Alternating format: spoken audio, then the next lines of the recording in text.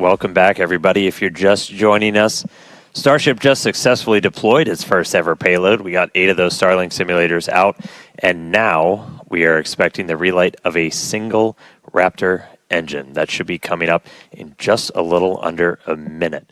We're going to be lighting just one of those Raptor sea levels in the middle there. This is not a deorbit burn. It's a demonstration of what we'll have to do for deorbit burns, but we've done this once before. This is something we're really going to have to do when we're doing orbital missions, so it's a pretty critical test. We are just a couple seconds away.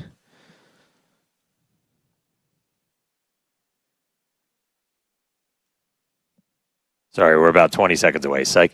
So we got a little bit more time. So we are going to see one of those Raptor engines light back up. We are through the deorbit demo gate, so we should be seeing it momentarily. Relight demo startup. And shutdown.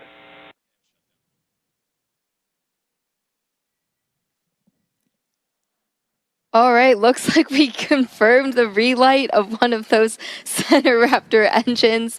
Second time we've done that. Super exciting. Huge congrats to the team on this milestone. Very exciting to see. That was a cool light show. Yeah, I get to do a mini version here. So again, that's going to be really critical for when we're doing deorbit burns. Like as you're going through, which if you don't have one of these, my God, they're so much fun. But like you're able to actually like light. Oh, Dan, turn it on. Light that engine. Not set my co-host on fire. And that's what we'll eventually do to, break out of orbit, come back down to Earth. So really cool to see one of those engines light back up again in space. That was our last in-space thing. Very exciting. We're going to be heading back for re-entry at about T plus 45 minutes. So we're going to take another quick break, and we will see you soon.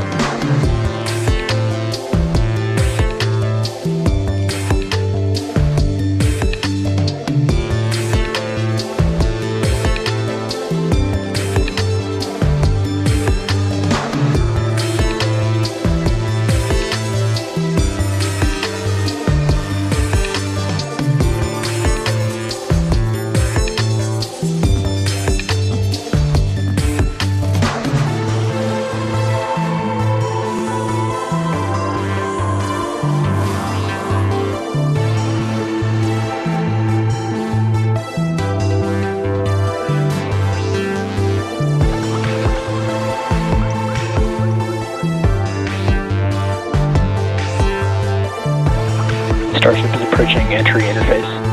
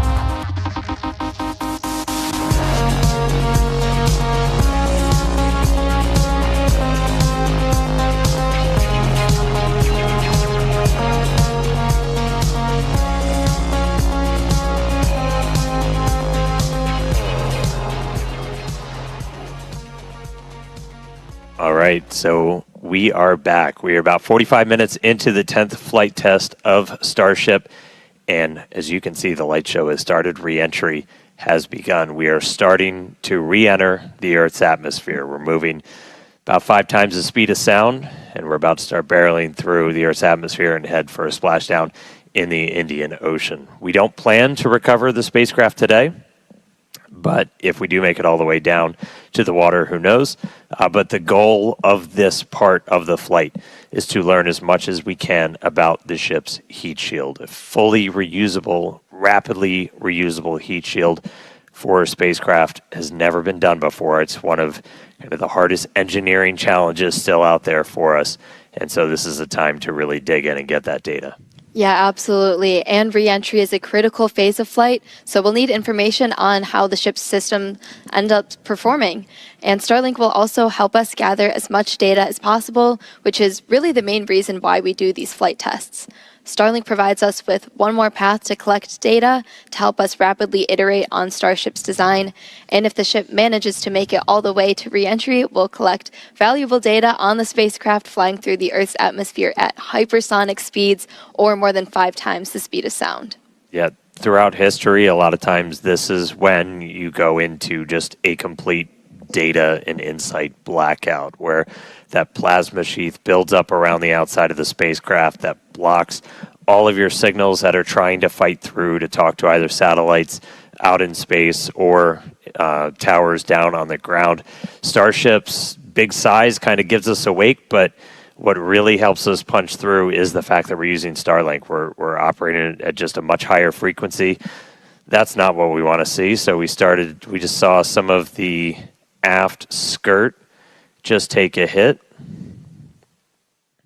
So we've got some visible damage on the aft skirt. We're continue to re-enter though. And again, we are intentionally stressing the ship as we go through this. So it is not guaranteed to be a smooth ride down to the Indian Ocean. We've removed a bunch of tiles in kind of critical places across the vehicle.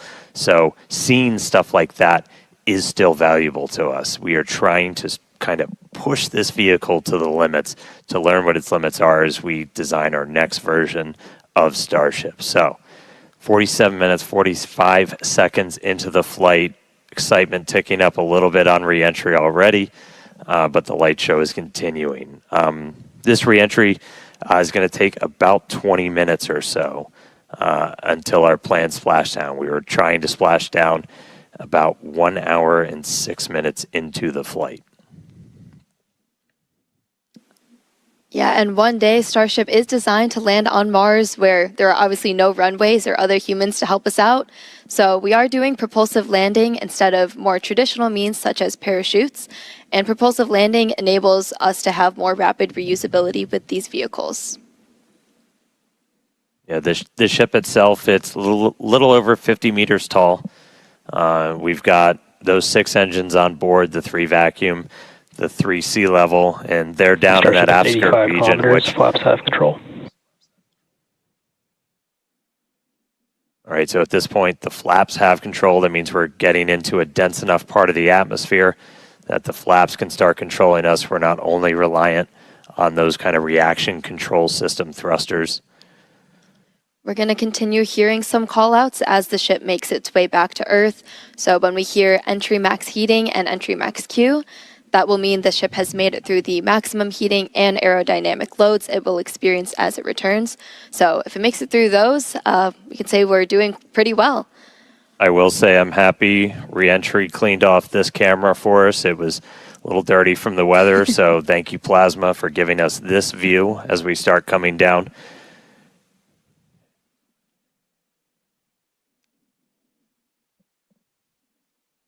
The hit we saw to the skirt, definitely interesting. I will note, when we started doing these missing tile tests, we were intentionally removing them only in the skirt, as that's, you know, that's not over your fuel tanks or anything else that's kind of structurally critical for keeping the entire vehicle together. That obviously exposes your engines, so that could do some things for our landing burn, but for now, we are obviously continuing with this re-entry. We are committed. Indian Ocean, here we come. 50 minutes since launch.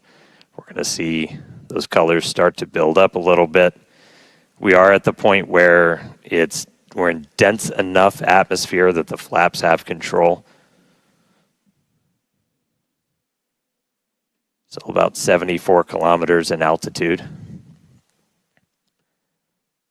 And you were starting to see some sunlight, so we intentionally time these launches right now so we have daylight. The sun should actually come up over the horizon on Starship in about 3 minutes.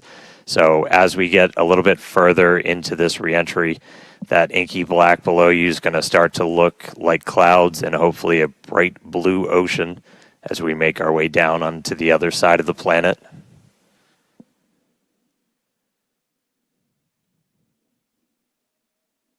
We've got these cameras. These cameras are really cool. We added these several flights ago, looking directly at the flaps as not just the heat shield, but these flaps, how they're able to control the vehicle, withstand that re-entry, the seal locations, so kind of where they connect to the ship itself are some of the most critical. We will do missing tiles on those where, again, we're trying to... We're kind of being mean to this Starship a little bit. We're really trying to put it through the paces and kind of poke on what some of its weak points are. I mean, we even have missing tiles over some of those fuel tank sections of the ship itself. And so we're really trying to see what are our limits. We're doing this over a completely empty area over the Earth.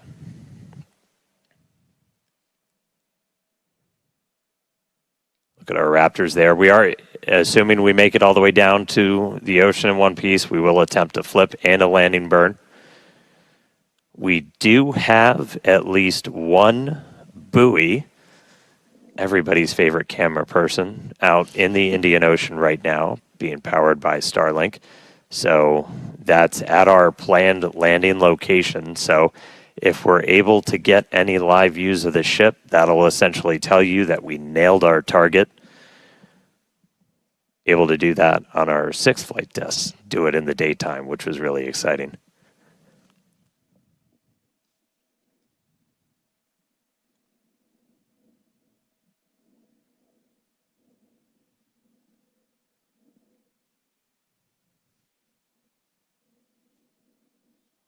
All right, so we're about 10 minutes until we're probably going to start hearing some of the other big milestones coming up. Yep, in about 10 minutes, like Dan said, Starship will be transonic. This is going to be the period of flight where the velocities of airflow surrounding and flowing past the vehicle are concurrently below, at, and above the speed of sound, so somewhere in the range of Mach 0.8 to 1.2.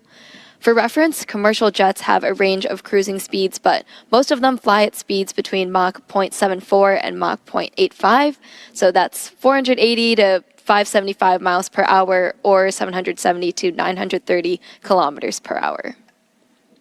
Yeah, and after transonic comes subsonic. That just means you're slower than the speed of sound. We're still well in excess of that right now. But by the time we hit subsonic, we're essentially belly flopping down. There we go. There's that sunlight.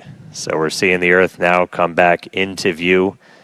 One of the other things we're doing during this, and you're going to see Starship kind of pitch in some pretty, not extreme ways, but a little extreme, as we're trying to really stress the structure of the ship itself, specifically those aft flaps. So the ones in the very bottom of the vehicle. We're pushing not just how well does the heat shield hold up, but how well does the ship structure hold up. We are pushing it beyond essentially what we think we'll have to fly at to do something like a return to launch site. So again, may not be a very smooth ride downhill, but we're doing that by design. We're really trying to find what are the edges that we can operate at, build up a good data set. But sun is up. Clouds and water down below us. We are just about 10 minutes away, a little less than 10 minutes now, until we start hitting transonic and then subsonic. Once we hit subsonic, we're basically just belly flopping.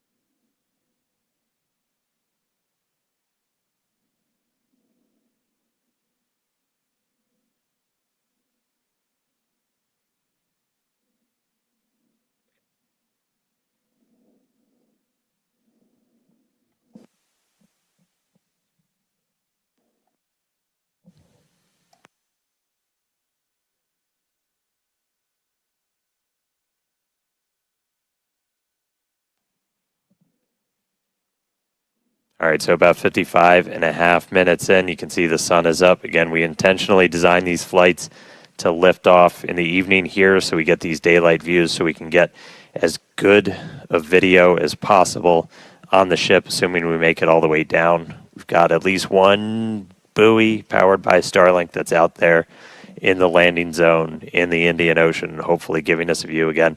If you see any live views, not from the ship itself, that means we nailed our landing target. Starship is past peak heating. All right, we just heard the call out that we're past peak heating, so things are looking good so far. Yeah, looking good.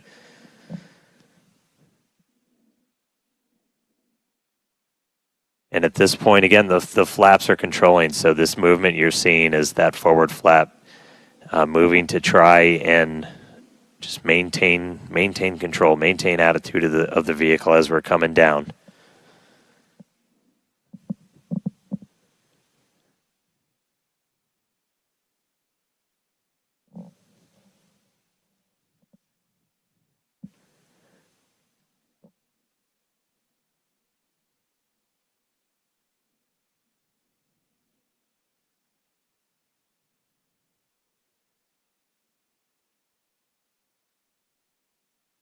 Checking in on one of our flaps. We got one of these cameras on all 4 of the flaps, 2 in the front, 2 in the back, giving us really good close-up views. As we obviously don't have a camera that can see the entire heat shield. These give us kind of the best that we can do. But looking at those flaps is those are just, super critical for controlling the ship. You have some ability to maneuver kind of cross range. So as you're coming in, you can see in that indicator at the very bottom right that we've pitched up quite a bit. So again, we are maximally stressing those aft flaps right now. Looks like we got a little bit of burn through the very bottom part of it. Everything's still looking good. Ship maintaining control.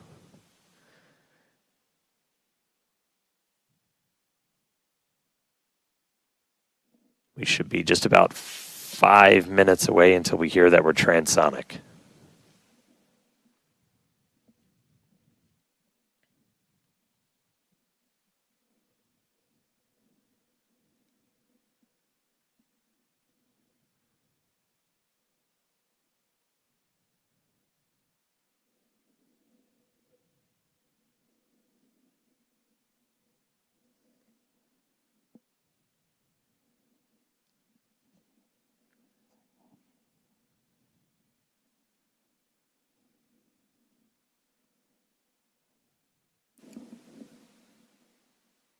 Still a little bit toasty on the aft skirt of the vehicle as we continue coming in.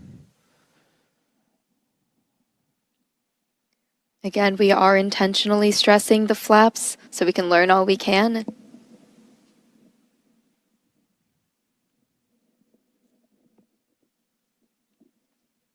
All right, so now we're already well past peak heating.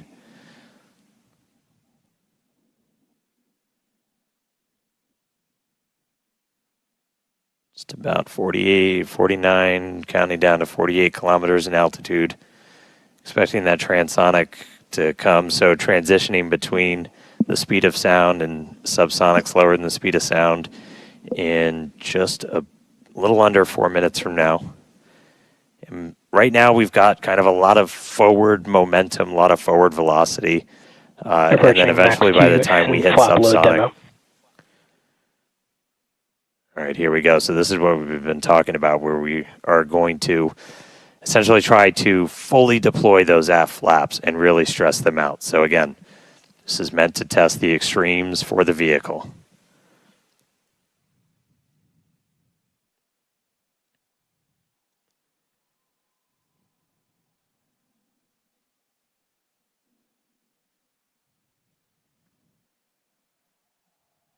All right. See those flaps swinging out? Again, we're putting ship through the ringer on this flight in.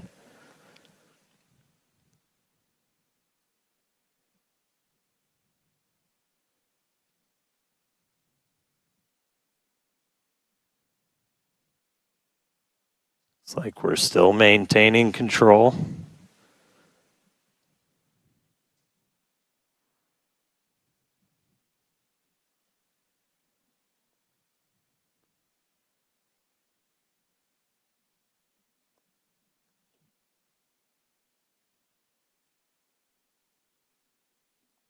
All right, flaps earning their paycheck today, getting through kind of that max stressing.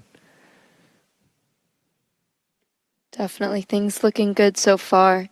We're about 2 minutes out now from Starship becoming transonic. One cool thing to note as we get some of those views showing kind of the whole length of the ship, one of the changes we made after Flight 6 was to change the tile line a little bit. So we had kind of scaled back the number of tiles significantly, as when we go to catch these ships, you don't want to, I think as Elon said, you don't want to shuck the ship as you catch it and knock all those tiles off. So we knew we were going to have to kind of peel back that layer a little bit. And the first time we did it was on Flight 6, and we saw kind of wrinkling and dimples almost in the ship as we were creating these hot spots in the uneven parts of the heat shield. And so we kind of addressed that. We smoothed it out. That's why you've got kind of that nice smoothed out black line now on the ship. And just looking at it, we can see kind of a little bit of hot spot, a little bit of warping almost. Near the payload door, you can see a little bit of colored patina up above it, but we don't see those kind of deep, almost, they almost look like gouges on that. So it looks like that's been pretty successful. So, all right, we are less than a minute away from hitting Transonic.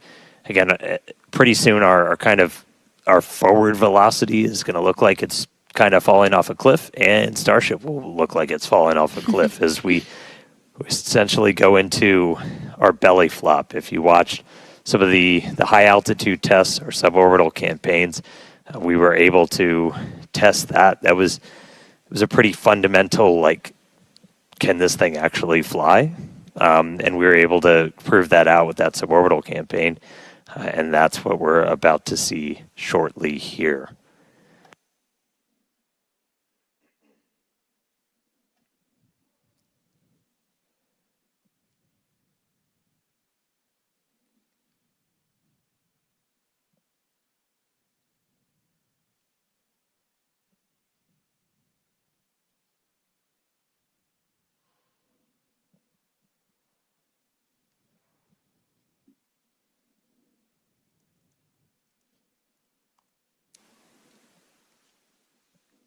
All right, so at this point, we've dropped below the speed of sound, so Starship itself is subsonic.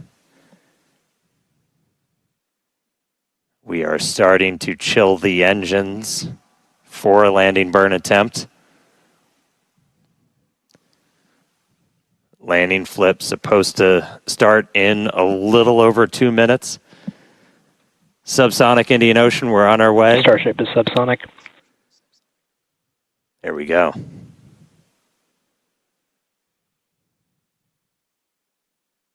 Farewell, space.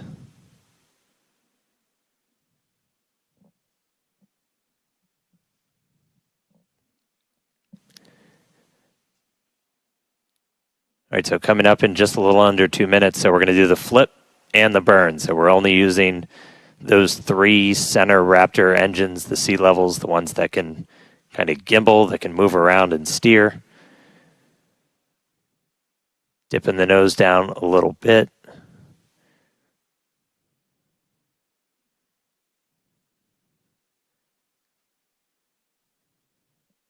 Got 2 of our engines chilled in, waiting on 1 more. So again, we'll attempt to use 3 burns for that initial flip. We eventually go down to just 2 Raptors for the end of the landing burn.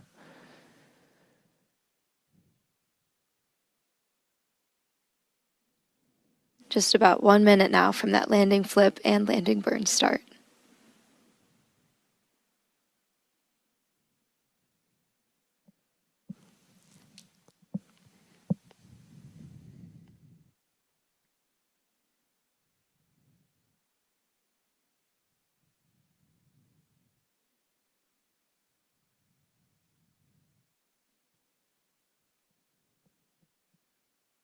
Structurally, we're looking good. Got good pressures in our nose cone for everything. Just about 30 seconds. So again, we're going to look for the flip. So Starship's doing its belly flop right now. We're going to do the flip. Swing out. Let's punch through some clouds first.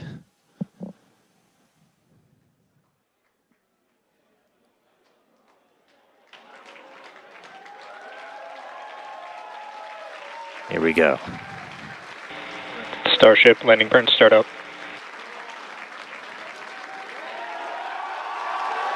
Seeing 3 engines.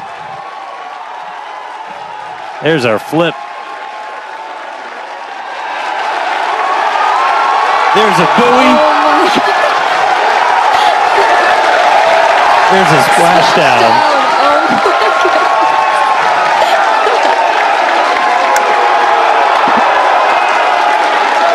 Hey.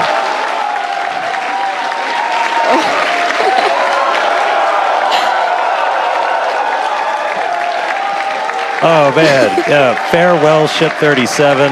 Thank you, buoy cam. Landing flip, landing burn, splash out of the Indian Ocean. There we go. Whew. All right. That was pretty awesome. Incredible flight cool, today right? for both ship and booster. Yeah, really incredible. So obviously we're excited here. It looks like everybody's excited over there. Tyler, how's it going over in Hawthorne? We're super excited here in Hawthorne. It was another exciting Starship flight test in the books, and we hope you enjoyed those Starlink views. So congratulations to the team at Starbase and everyone here and around the company. So many employees have contributed enormously to the Starship program as we continue to iterate and make progress towards a multi-planetary future. So that's going to wrap it up for us here in Hawthorne. Thank you to everyone for tuning in today. It was it was great being with you today. Back to you guys. That was absolutely incredible. Huge congrats to all the teams here.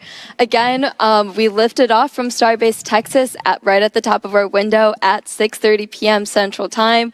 We saw Booster successfully lift us up through ascent, had a successful hot staging where ship continued on with its suborbital trajectory.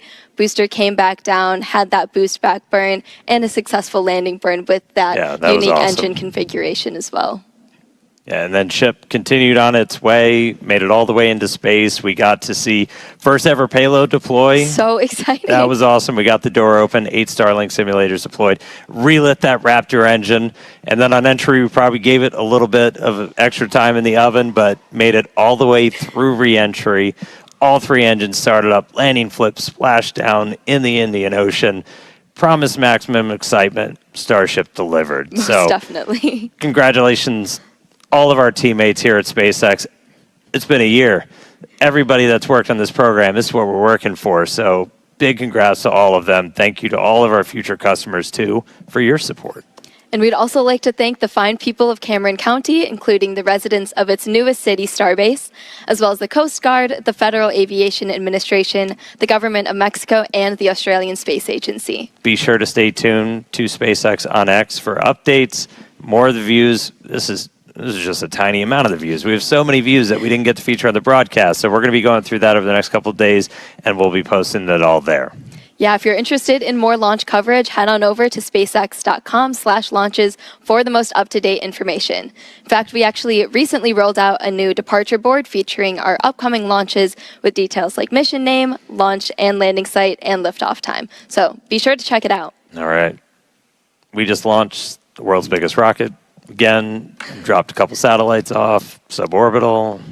Incredible payload deploy for today. Nailed that double header into the ocean, splashdown, time to go through the data. Really crazy cool to hit all those objectives today. Yeah, huge shout out to all the teams who make this look easy. And thanks to all of you for tuning in, and we will see you back here for Flight 11. Good night.